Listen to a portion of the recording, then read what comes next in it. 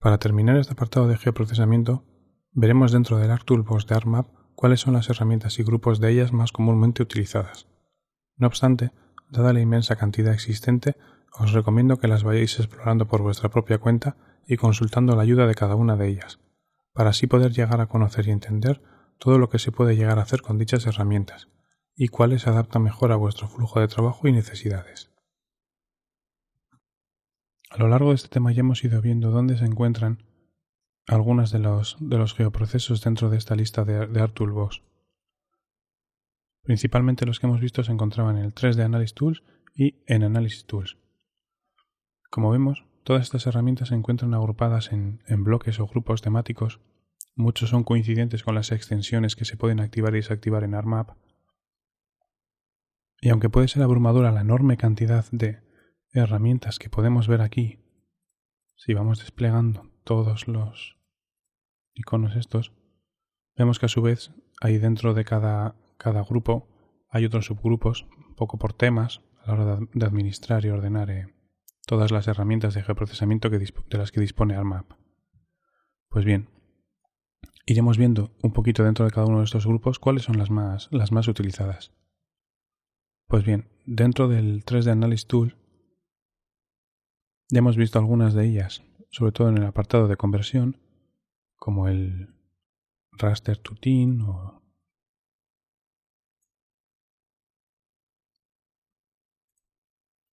Thin to Raster.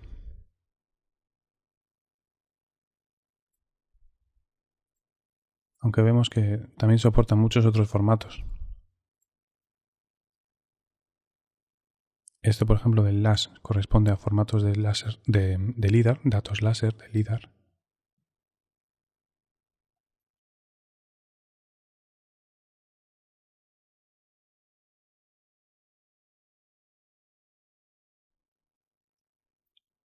Otro grupo de herramientas también muy interesante dentro del 3D Analysis Tool es este que viene aquí definido como Raster Interpolation, en el que tenemos distintos métodos y que principalmente nos van a servir, por ejemplo, si tenemos una nube de puntos en las que se han medido unos ciertos valores, como pueden ser estaciones meteorológicas, de control de la contaminación del aire, o muchos sondeos, o perforaciones o excavaciones. Esta interpolación lo que nos va a permitir es poder generar un archivo raster interpolando los valores existentes entre cada uno de estos puntos muestreados. Y generalmente los más utilizados suelen ser el IDW y el Kriging.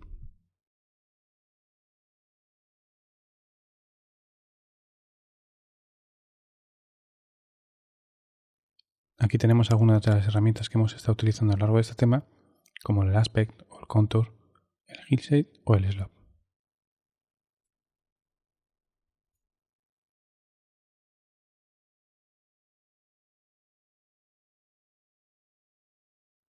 Dentro del grupo de herramientas de visibilidad tenemos aquí la que hemos utilizado, el ViewShed. Pero veis que también hay otras más.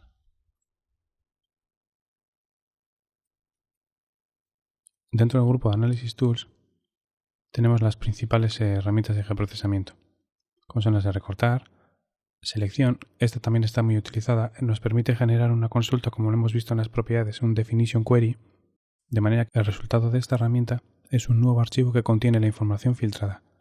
Nosotros lo que hacíamos cuando tenemos aquí una capa y hacíamos el definition query, simplemente es una filtración, digamos, visual.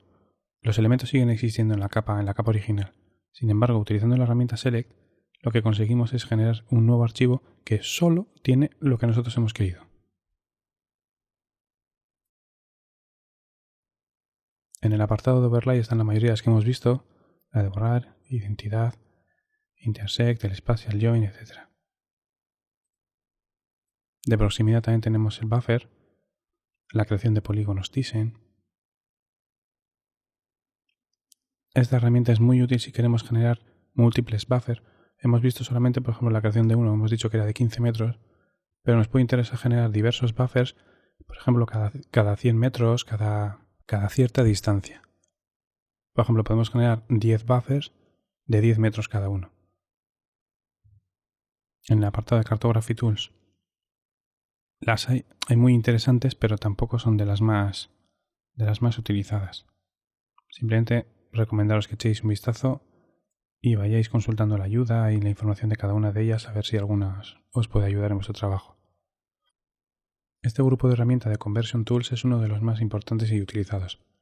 En este caso, nos permiten, por ejemplo, importar y exportar desde ya múltiples formatos, empezando, por ejemplo, desde tablas Excel, datos GPS, archivos KML de Google, formatos CAD, de raster y hacia raster, etc. Realmente útil, pues eso, para realizar conversiones de formatos e importar y exportar información.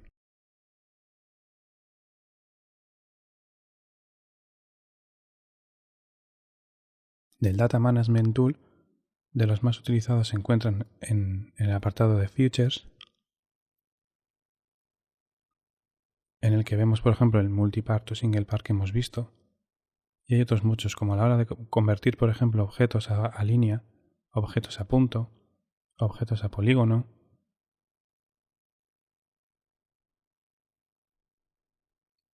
La opción de añadir una tabla con coordenadas X e Y. En el apartado también de general tenemos herramientas muy interesantes como la de Append, el Merge que ya hemos visto, el Delete que nos permite también borrar un archivo C-File, una capa de datos.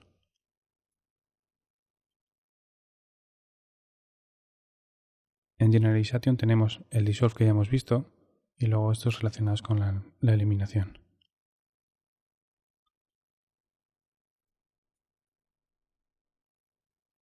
A ver por aquí, en Join, que ya hemos visto cómo generar uniones, pues aquí teníamos la herramienta. Aquí más herramientas destinadas a trabajar con archivos LIDAR.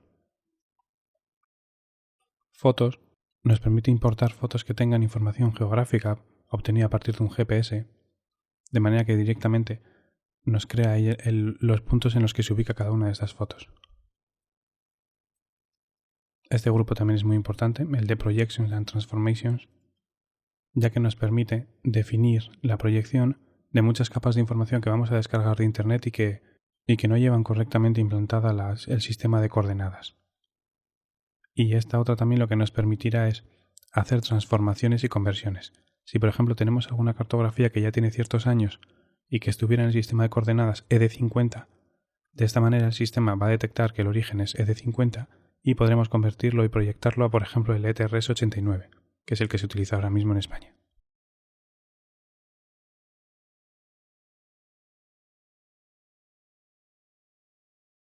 En este apartado de raster podemos generar mosaicos, catálogos raster, etc.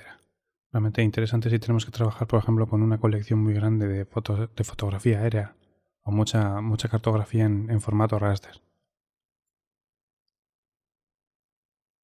Herramientas para trabajar con tablas. Veis que hay infinidad de herramientas. Estas de geocoding también son muy interesantes ya que permiten posicionar direcciones físicas, direcciones de calles con códigos postales y números de portal y demás. Lo que hace es conectarse a los servidores de Esri, donde esta información se ubica, hace una cuadratura y al final obtienes las coordenadas X e Y en UTM o en el sistema de coordenadas que estés trabajando en tu ArcMap en ese momento. Y también realiza la función al revés, es decir, si tenemos unos ciertos puntos por coordenadas de GPS en una ciudad, podemos obtener la dirección física postal de esos puntos. Y ya el resto, aunque son todos muy interesantes, pero ya son de usos muy específicos y puntuales. Lo dicho, lo que os recomendaría sería que a título particular fuerais explorando cada una de estas herramientas. Disponéis de cada una de ellas, aunque no sepáis lo que hace. Una pequeña ayuda en el lateral que te va explicando cada uno de estos campos a qué se refiere.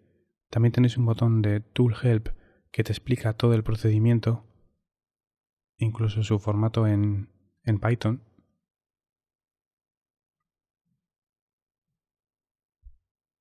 Desde aquí también podéis acceder a toda la ayuda del programa. Sin más eso, invitaros que a título particular y por curiosidad vayáis un poco cotilleando y enredando en cada una de estas herramientas para que vayáis conociéndolas y determinéis cuáles son las que os vienen mejor para vuestro flujo de trabajo. Como veis, hay infinidad de ellas y puede que simplemente para el trabajo que realicéis, pues os valga con conocer 20, 30, 40 y es suficiente. De hecho, muchas se encuentran repetidas en distintos grupos, a pesar de que hagan exactamente lo mismo.